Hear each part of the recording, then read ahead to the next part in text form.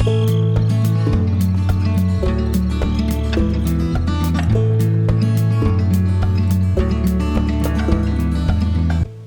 other day I was looking back at my pregnancy photos and thinking that something that characterized my pregnancy was the amount of travel that we did. I put a lot of thought into how I was gonna be able to manage traveling while being pregnant, and I decided that I wanted to share a few things that I did while I was pregnant and while I was traveling, because there's so many factors to take into consideration when you're traveling alone, but even more when you're traveling and you're pregnant. So of course it depends on what part of your pregnancy you are at. It's not the same when you're in your first trimester and what is bothering you is sickness and nausea, or if you're in your second trimester and you're just enjoying yourself, maybe getting to the third trimester and being uncomfortable and you're getting big and sore, and so it really depends on what stage you are at. But in my case, the beginning of my pregnancy, my first trimester, I went to Europe. I flew from the US to France. I was in Paris, Brussels, London, and Spain for about a month and a half. And that's when my nausea and morning sickness kicked in.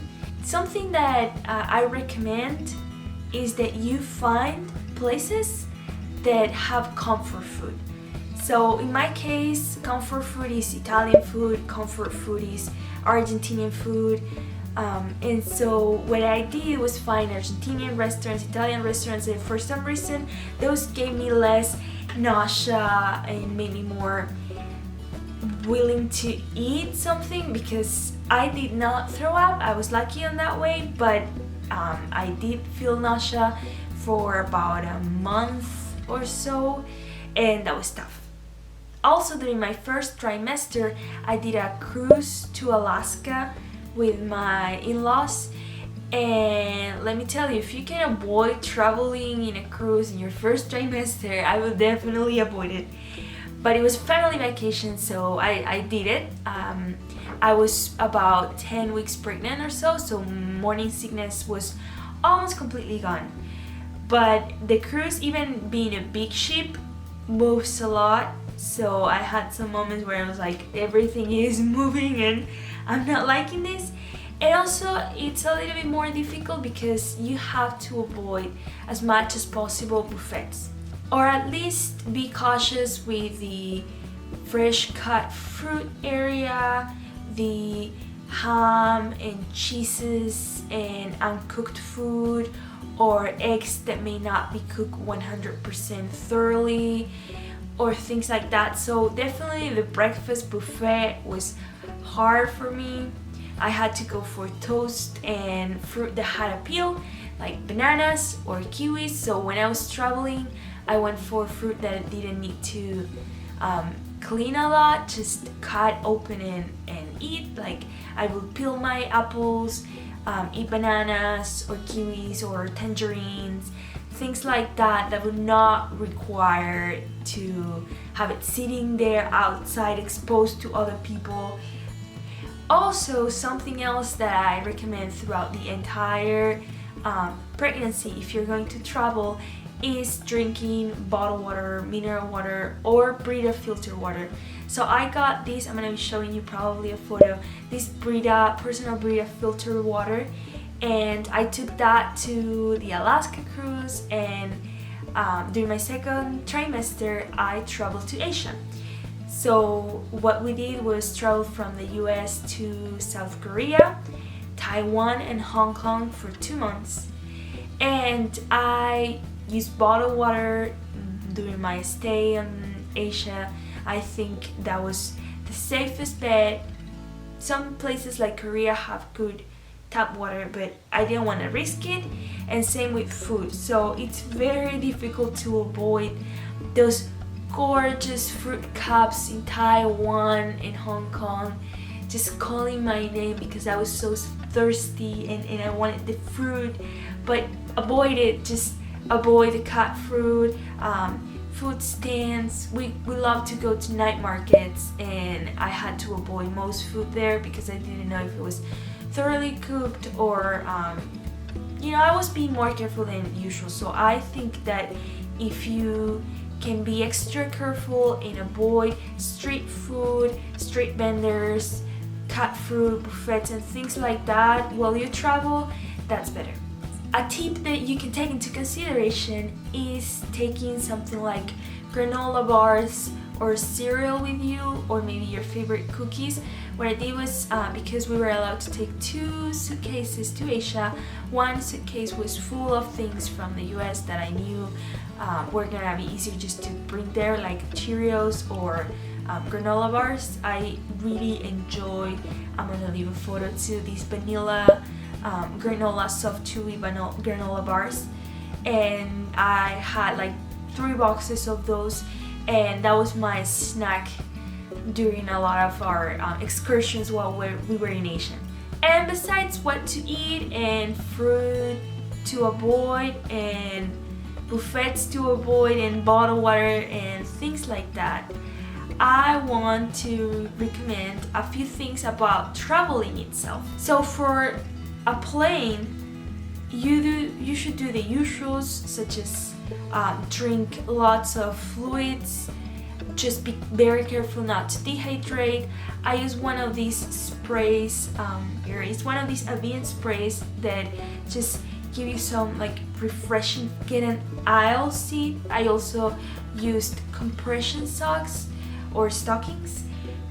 Those help with the circulation, so if you can wear them when you're starting to feel that you don't get a lot of blood or good circulation in your legs, do that. If you can bring your legs or your feet up onto your seat, that's also a good tip. Walk a lot, go to the bathroom a lot, wash your face, keep moving. It was a long flight, our flight was 14 hours, so I had to like keep moving, drink lots of fluids, use the compression socks, sit down and up, use comfortable clothes.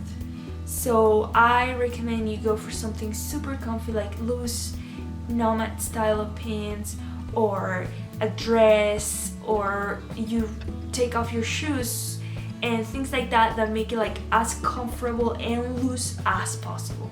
If you are on the other hand traveling by car, I also would recommend stopping a lot, and if you can take some kind of cushion or pillow with you, that also helps. Sometimes I didn't have a big belly until I was in my 3rd trimester, but still I had some trouble with my back during the 2nd trimester, so having a pillow to sit on top of while we were driving or things like that, that also works. We did a road trip, Texas to Alabama where we live, both ways. That was a 14-hour road trip. So as you can see, we traveled a lot while I was pregnant, and I have a lot of experience trying to make it as comfortable as possible.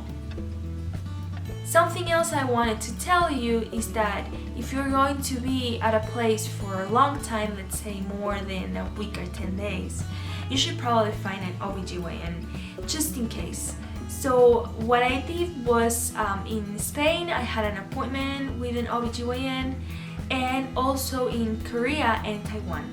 I made an appointment in both places because it was a long stay. In our case, Asia was 2 months and Europe was 6 weeks.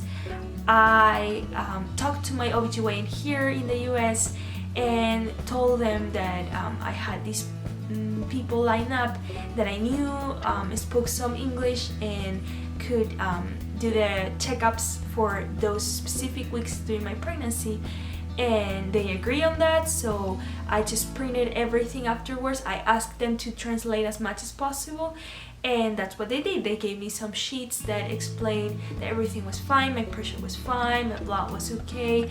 And so I would highly recommend, if you're gonna be out of the country, to have at least a contact emergency just in case something happens. You never know, maybe your baby is not moving, maybe you have a yeast infection, maybe you're having some kind of problem or bleeding, you always need to have an OBGYN number or someone that you can contact. And if it's a country where you don't speak the language, you should definitely try to find someone that at least understands you or can help in case that something happens with you or your baby. And probably the thing that I spent most time preparing for was packing, because we were leaving around month 5 and coming back around month 7. I knew my belly was gonna change a lot, so I wanted to be more strategic about what things I would pack for wearing and that would fit me at the beginning of my pregnancy and also coming back. And finally, if there's any medication that your doctor here has approved for you while pregnant, definitely take enough of that with you. In my case, I was diagnosed with subclinical hypothyroidism, and so what I did was taking enough medication for 3 months toward 2-month trip to Asia, for example. Or if Imodium it's something that you use regularly and your doctor has approved, take enough of that and don't count on the other pharmacy in a different country having that available. So Tylenol is something that pregnant women can take plenty of that, and don't forget to talk to your doctor about the things that you are allowed to take and take plenty of that. If you want to share with us some tips or experiences on what you did for traveling while pregnant or things that work for you, please don't hesitate on leaving those in the comments. I will be glad to read your recommendations and your experiences. Thank you! Thank you so much for watching. Don't forget to subscribe, give this video a thumbs up, and share it. I will be uploading new videos every week. See you soon!